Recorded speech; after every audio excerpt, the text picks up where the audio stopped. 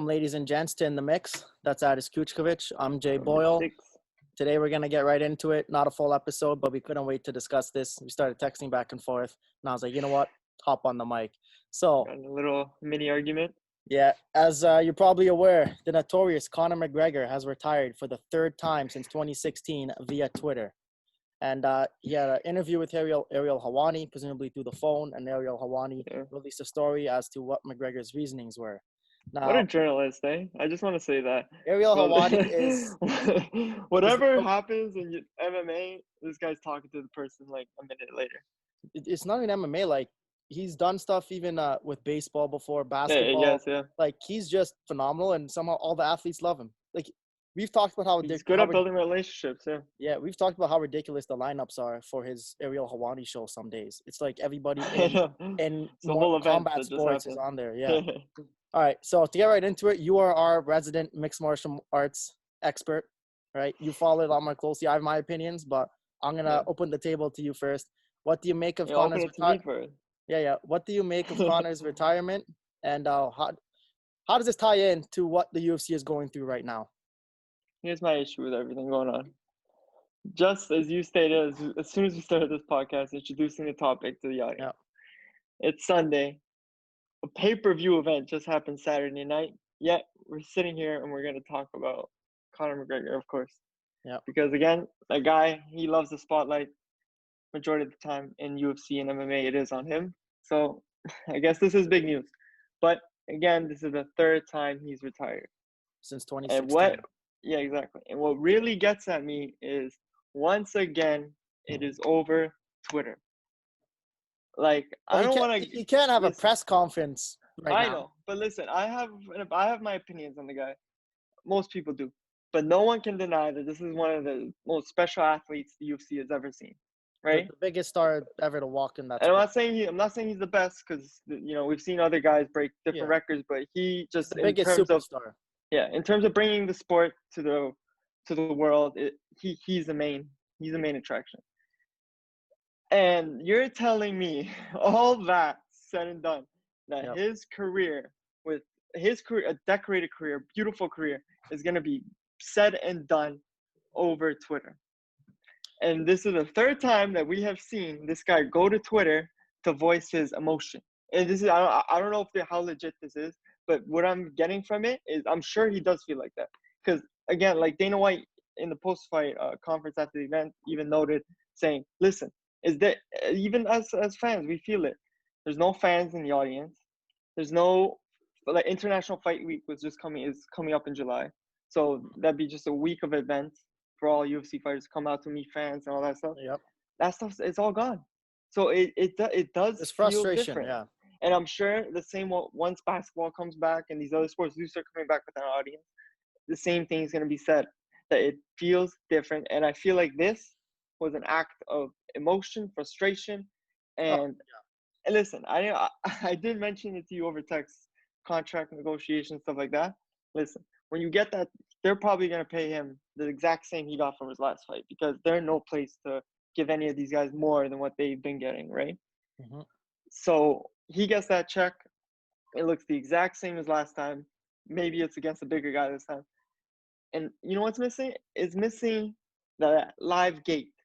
That live gate money that only Conor McGregor is entitled to in the entire UFC. He gets pay-per-view buys and he gets the live game money.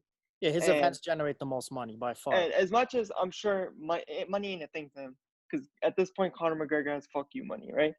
Like, he doesn't care about money. Like, pay him the same as last fight, I'm sure he'll be okay with it. Just a quick pause. For him, money is a show of respect, not that it's gonna really, develop his bank account. Because he's getting it anyways, right? So it's just it's there anyways. But I feel like once that happened, it hit him, and he was like, you know what? If this is how things really are, because he did say that he watched the event the Saturday before and he watched the event last night, and he just didn't feel the excitement. Yeah. And again, as a fan, I feel it too. Sometimes you watch crazy stuff happen, completely silent, right? Like that buzzer beater knockout that just happened last night. Yeah. And there's no audience to really feel the vibe and you feel the excitement and all that shit. So, and like, I'm sorry, but like about a week ago, he on Twitter accepted a fight against a 40-year-old Anderson Silva. So if this is about not being available, interesting fights, no, listen, but he took a fight against Donald Cerrone in January after Donald Cerrone was just beaten up in his last 2 fights severely. can So I this wasn't a interject quickly competitive here? fight. Yeah. So the Cerrone, I think you would agree with me. He took that fight to kind of, okay, sometimes you got to play nice guy and bide your time, Sure win. right? Sure win. He's got to do something just to reinterject his name into UFC, back into the rankings, Yeah. and say, I'm here. So I Yep. think that's why he did it. It's not like he knew he was going to crush Cerrone. And the Anderson Silva, Anderson Silva, yeah. he said to Ariel Helwani, and that's part of what I'm going to get to. He thought, that could be a legendary fight, right? One of the best all time versus another one of the GOATs of the sport's history. Yeah. But then everybody was saying, oh, he's 41, he's old and beat him past his prime, so if you beat him, who cares? Then he's like, then why would I take that fight if it's not worth respect? Yeah. Which I see from his perspective. But do you have anything else left to say? But I'm just saying, if interesting fights is what he's looking for, listen, whoever McGregor's fighting is going to be exciting, interesting. There's going to be, your heart's going to be in it. It's going to be exciting. For him to sit there and say what he said there, Hawaii, that me and Gaethje should fight for the interim title, blasphemous. Like, I don't the think fact so. that the guys who just fought for the interim title, Gaethje, who stepped in for Khabib, right? Okay, because you could have argued him or McGregor should be in that position. Ferguson, 12 fight win streak. There was without a doubt he should have been in that. They were at a higher stature in the division. As we've seen during these Corona times and COVID-19 times, some fighters have been taking huge advantage of these moments, and Gaethje is one of those guys. This happened. Conor McGregor is in Ireland, cannot fly over, of course. Perfect guy. I'm going to step in, take this fight, and I'm going to change the whole trajectory of the division to now it's him versus Khabib. Because now, for all these years, he's been looking for a fight for Conor McGregor. But Conor McGregor always, and it, respectfully so, that he's not big enough to fight me yet, right? Now that he is, Conor McGregor is begging for this fight, and now tables have turned, and this guy holds the power, saying, "I'm going to hold off and wait for Khabib in September." What this retirement tweet really told me is, I'm retiring from fighting this summer, or I'm telling you right now, I'll put my top dollar on it. We see Conor McGregor before the year ends. Okay, well, no shit he's coming back. I don't think he's coming back near. So I'm going to preface what I have to say by this. The term retirement to Conor McGregor, what it means compared to what it means to you, me, and the average person is totally different. For us, if we retire, it's you're retiring from the profession for the rest of your life. For Conor McGregor, it's I just don't want to compete for, the foreseeable future. All right? And he does these things third time. But if you're looking at, he's upset that there's no really good fights lined up, right? Because he said they should have just kept the ball rolling. I mean, why are they pushing Khabib and Gaethje back to September? You know what's going to happen in September? Something else is going to happen in September, and that's not going to happen. I laid out a plan and method. That was the right move, the right methods to go with. And they always want to balk at that and never make it happen or just drag it on. Whatever I say, they want to go against it to show some kind of power. They should have just done the fight, me and Justin, for the interim title, and just keep the ball rolling. So what he's saying from his perspective, I kind of agree with. Okay, so Gaethje obviously is a tier above him, and Khabib. But if they don't fight till September, if that happens, that means Conor's not going to fight, whether it's the winner of that or the loser of that. That's not going to be until earliest December, potentially January. So he's like, you know what? I'm not fighting for time. My opinion, I think the Dustin Poirier fight would be interesting, and I think that's the way he should have gone. It would be. Perfect fight for him, But then he also felt horsed around. He as he said, he wanted to go to 155. And he said in a show of power, Dana White said, no, you're not fighting at 155. So he said he was cutting to 155. Stops cutting. He said, okay, let me get back to 170. Then they say, okay, Anderson Silva. So he goes, now I got to go 176. Then people start saying that, oh, Anderson Silva fight isn't a real fight. It's not going to do anything for you. So I think it's just an accumulation of the frustration of everything that's going on right now, right? Yeah. And Conor McGregor is not the only one feeling it. And this is what I'm saying. This is the problem with the UFC right now, and it's caused by Dana White. All right, so 3 weeks ago, you had Henry Cejudo, who was the champ of, which division was he the champ of? Bantamweight, 135. So he retires 3 weeks ago, and that was fine. He said just this point of his career. Yeah. Then 2 weeks ago, the light heavyweight champ, John Bones Jones, asked for a release. Last week, the third-ranked welterweight fighter, Jorge Masvidal, asked to be released. And then yesterday, McGregor, I think he's third or fourth ranked in the 155 division, says he's retiring. Now, I just want to interrupt just So with the update, the Masvidal signed the 7-fight deal on Saturday. So that one's over and done with. Yeah, but again, another fighter that's not happy. Yeah. So Yeah, this it's goes just back Dana to White cleared the air with at least him. this goes I back don't to know what about I John told you when this pandemic started.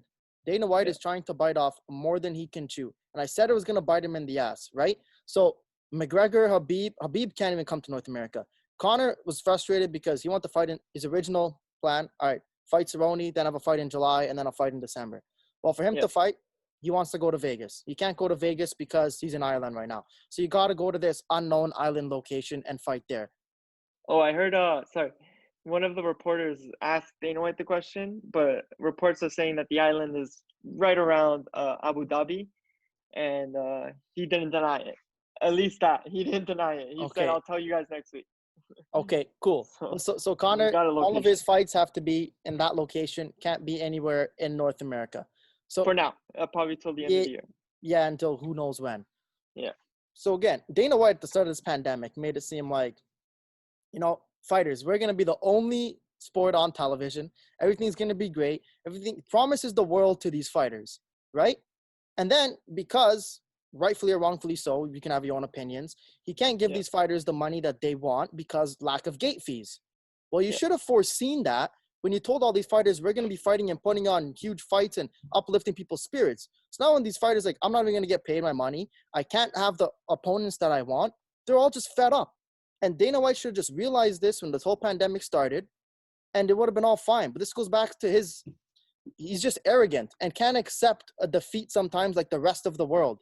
If he had just done, I don't think he'd have all these issues. And he said, I have so many people gunning for me right now. Well, it's because you made a lot of empty promises that you can't keep. Listen. That's what I got to say. I understand Conor's not going to be back at some point, but I understand his frustration so much. And I understand why John Bones Jones is upset. I understand why Masvidal was upset and all these guys. Listen. So Dana White has literally grown this sport. This is a fastest growing sport. I think we can all agree that. Okay, that you can say that about any commissioner in sports. You can say that about Roger Goodell. You can say that about Gary Bettman. Let me get to my point. Well, you were going to take 10 minutes to get there, but I'm listening. And the reason that this is the fastest growing sport, because unlike another combat sport like boxing, people get to see the fights that they want to see. You wanted Conor McGregor versus Khabib, you got Conor McGregor versus Khabib. Yeah, but where's that people now? Start getting interesting. No, listen, I'm getting to it. So now this pandemic happens, they cancel a bunch of fights and shows. So again, already they're losing money.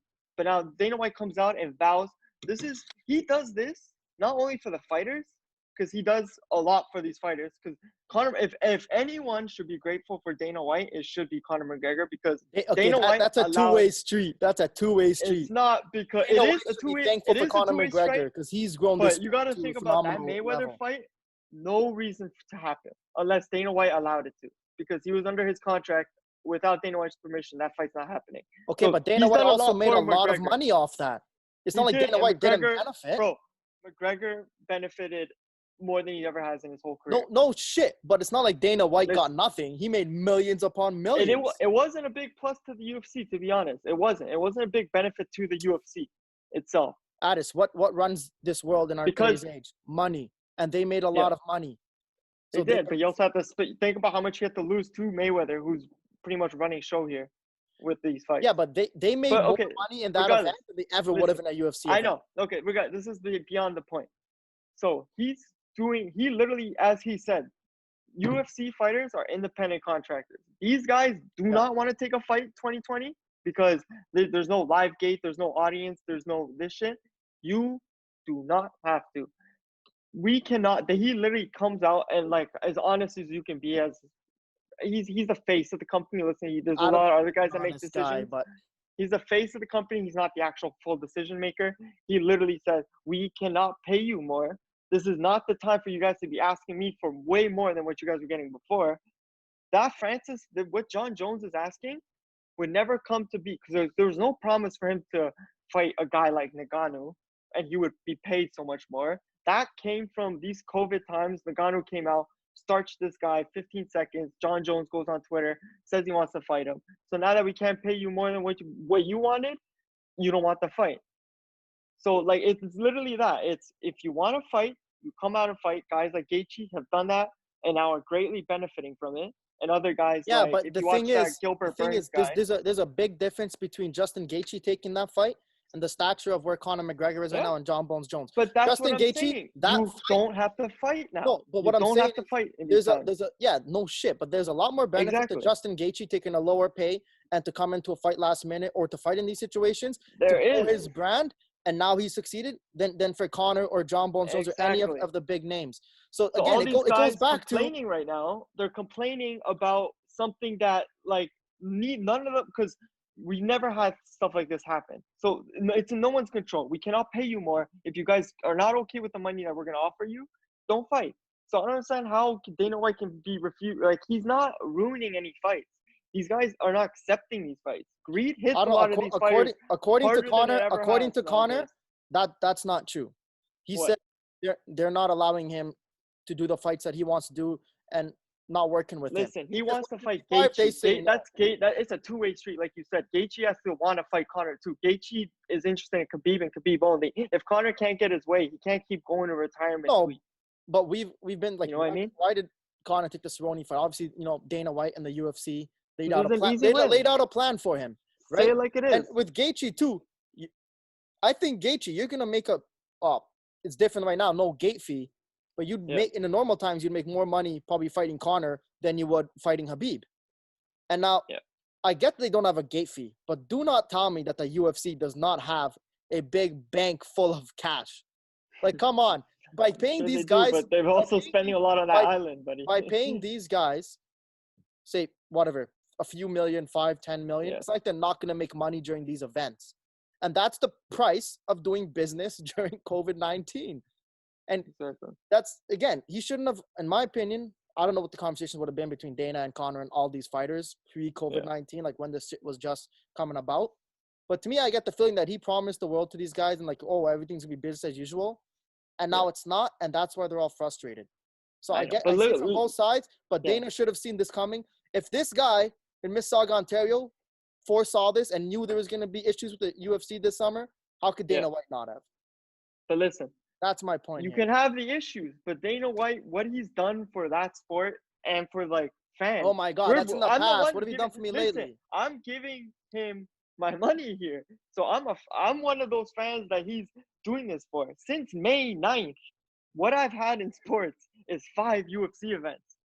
You've spoiled me. I'm sorry, but thank you, Dana White. You've spoiled me. And now, how many? I got to watch hold on. almost every weekend. Buddy. Now, let me ask you and answer 100% truthfully. Outside of the first event, which is 249, Gaethje and Ferguson. Not too far long ago. Yeah. How many of the following events were actually like, okay, this is worth my money, this is a great event? Or was it just like, I'm happy just to see sports again? Last night's event, you had a few good knockouts. Main event, kind of trash. Yeah. Last night. And I think that's been the consistent the last few weeks. Yeah. But what these fights are again, guys that, regardless of what the money is, they want to fight, and these are the guys that are going to appeal more to guys like me who are hardcore fans, right? Casual guys who just see the sport here and there are not going to be interested in any of these fights. That's why I'm saying that's where we're at. Dana obviously did not communicate that with the superstars when all of this started going down, and whether it's like he should have made it clear that, hey, if you're going to fight your circumstances, and it seems like he didn't really. But no one knew what was going to happen. Literally, things change every week. No, I totally get that, but we knew if you're proceeding, there's going to be no fans for the rest of summer. No matter listen, what you want to happens. talk about what Dana White's doing for these fighters? These guys are renting an island so that these international fighters from other countries can fight. But they're not just doing American fighters. You're acting like him doing that is not benefiting him either. It's benefiting him and the fighters. The fighters don't make money if they don't fight. Yeah, but the only way they can fight is on an island now. Listen. The world is you're doing this money. for them. As much as you want to say, oh, he's doing it for the fighters, nah, man. The UFC, they're doing it because they're making money. And how do they make money? Obviously, it's because they have to have fighters fight. So they can't just have North American fights because international guys can't. So you put on more fights by having international guys involved, i.e. you rent out an island and you make more money. Stop telling me that he's doing all this for the fighters. The world and business is self-motivated and it's money-driven. It is. Dana White is not a nice guy giving out handouts. You cannot also tell me that fighters aren't benefiting from these moves that he's making at the same time. Especially in times that no one's working and no one's making a constant paycheck. these fighters are at least making some good money for their families. Some people are benefiting, but hey, the people, he made it seem like his press conferences before UFC 249 says we're going to have UFC 249 type of events throughout the whole summer. And he got all of us hyped. Yeah. And now it's all failing because a lot of reasons, a lot have to do with Dana White not being capable of putting these fights together, convincing fighters to take the money or get them more money. So to me, I understand Conor's frustration. John Jones, Masvidal, I guess he signed Saturday, whatever. It's just like, come on, dude. You got to do better. The people want to see. I want to see sports, but I don't want to see some no-name guys. When we I want to see superstars fighting each other. When we finally see Fight Island, a fucking octagon on the beach, on an island, McGregor, John Jones, all these guys are coming. They're coming in fast. I'm telling you, the excitement. McGregor wants to talk about watching the event and not feeling no excitement. Wait till the first event on Fight Island. His excitement's going to hit back, and I'm sure he's going to be hitting Twitter with 10 more tweets about all these guys he's going to fight. He's going to go back on his word. And again, Conor, just to go back to the original conversation when I started, just looking through my notes here, right? He said he's tired of the waiting. And it's all, he's just sitting around. And that's what it's got to. He's just tired and frustrated. There's nothing happening for him. And he wanted to fight, and there's nothing happening. Yeah. Even I wake up sometimes like, fuck, I don't want to do it. Like, I'm done with everything. Because, no one's in a good place, I feel like, during these times. And he's just a product of another one of those guys. And I feel like this is just emotion at the time. I don't think it's actually how he feels. The last thing I want to discuss before we wrap this short segment up. Do you think, because we're talking about Conor McGregor, the biggest face the sport has ever seen, the biggest superstar, he's elevated the sport to international great heights. I think he deserves a little bit different treatment and circumstances than anybody else in that company. He's been getting it, man. He's been getting it. And he rightfully should. He does, yeah. And he should now. If he wants to fight at 155, F it, 155. But Dana says no. Or the UFC, whoever in the UFC is telling him, no, you can't fight at 155. Yeah. Which, to me, there's good fights to be had at 155. 170, no. So, to me, I'm trying to keep that guy happy because he's going to make us the most money. And he's such a huge brand outside of the UFC. Listen, talk about a guy like John Jones. He doesn't really have a brand and a big following outside of the UFC, right? We watch his fights. He's not as big as this. I couldn't tell you nothing, right? Jorge Masvidal, kind of similar, a little bit of a brand, but nothing much. He's getting there. Yeah, he's like Conor is the biggest no matter what happens. He could lose his next two fights and he's still. But listen, it's always gonna happen again, man. Let's say if he's serious about this, he retires. There's always gonna be a next guy like that. And like, as much as you want to keep this guy happy, you can't give this guy the whole company. Hey, this last Saturday, we had that Sean O'Malley guy fight, who's not even ranked in the top 10. He's not even in the top 15, I don't think. And this guy's bringing in viewers like no one other. And he's fighting. I'd say easy fights, but he's fighting and he's really impressive. If you saw that knockout last night, I did. That was Is it just me that thinks his chest tattoo is too similar to Conor's? He looks exactly like Conor. Not only does he look like Conor, he comes out to the middle of the ring and he puts his arms out wide like Conor. Bro, of course. As soon as I saw him, I was like, follow the blueprint, bro. Matt, no, I was like, I kind of lost a bit of respect for him. Good fighter, but I'm like, you're just copying the most successful guy ever. I get that. What happened to originality in this world? I know. So happens, man. All right. Everyone's a clone of To wrap up, I think Dana White totally botched a lot of this heading into the summer. We're not going to see any big name fights. I think we will once Fight Island actually comes out, and if it does actually come out, because I'm yet to see an octagon. Unless he puts his money where his mouth is and starts paying these guys what they feel they're worth. And here's what I'll leave you with: whether it's in the NFL and the NBA, are separate from the MLB and the NHL, right? Those two first leagues I mentioned, they're totally star-driven and player-driven, and that's why they're at the heights where they're at. NHL and MLB, their players are not marketed the same way. They don't have the brand and the personalities behind them, and that's why they're in the lower tier and make way less money than the NBA and the NFL. UFC is kind of in the middle ground. Some fighters are big personalities, some don't. Sports is athlete and competitor driven. No matter what you're gonna do, you're making money because of the athletes. So and they dictate everything. That's why the NBA, NFL are so successful, because they understand that. And Dana White's got to understand that, and I think the UFC can even take another level. Listen, bro. I think this is going to be a crucial turning point for the UFC. I think if they handle this right, they could see way more growth. If they handle this wrong, I think they could take a step back. People, But like, listen, man. the diehard fans are gonna be there, but the regular sports fans, we only want to see the big names. And if he doesn't do that, the following of the UFC will start dropping off. The big names will be there always. How long? Especially a guy like McGregor, he's not. It's not like he's old. He's got time. He's got a lot more years left in his gas tank. And like Dana White, just the fact that this guy's given he's given not okay. If you want to talk about the fighters or the driving point, look what he's done to build a guy like Gaethje up. He gave Gaethje the biggest opportunities of his life, and now he's one of the biggest stars. Like more not like a Conor McGregor level, but more of like a casual level. But yeah, like a guy like Dana White, to me, because I'm a boxing fan too. I wish he was running boxing too, because then we would see the fights that we want. Because you don't understand. Well, he's always said he's moving into boxing, and of frustration a lot of that smoke out of his boxing mouth. fans have of two guys who are the best, but you'll never see them fight because it just never ends up happening. Yeah. And the fact that a guy like Dana White's been continually soon, he even gave us McGregor versus Mayweather when we didn't even know we wanted it. You know, like no, we were that like, was okay, that's dude. sick. They were talking about that for like 12 months before it even. I know, but and then I don't know where they signed a deal, and it's 2 months later in the fight. You know, so like you're gonna get what you want. If you want more McGregor, you're going to get more McGregor. I'm telling you. Eventually he will. It's not just McGregor. It's. We'll see what happens, right? Like I said, it's fighter driven. It's athlete driven in sports, and Dana's got to do the right thing. Get these superstars. He's got to convince them to fight. I think the UFC is going to take a step back in terms of where they sit in the sports echelon in North America, in my opinion. Anything you want to wrap up with?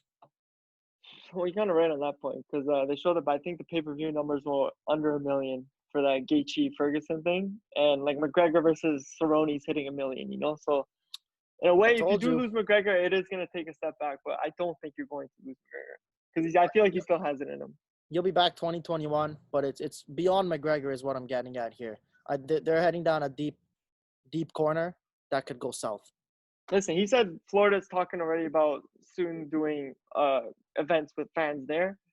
So if they can get that back, maybe shit will get better. But it's also up to whatever Florida's combat board is to approve it, right? Like he had a fight scheduled in Vegas a few weeks ago, and it wasn't approved by the Nevada Commission 4 days before the event.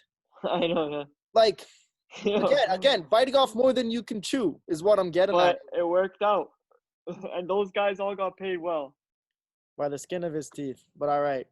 Friday Skuchkovic, I'm Jay Ball. I hope you enjoyed this segment. It was a lot of fun. UFC. We'll see what happens in the future. We're out of the mix. Thanks for watching.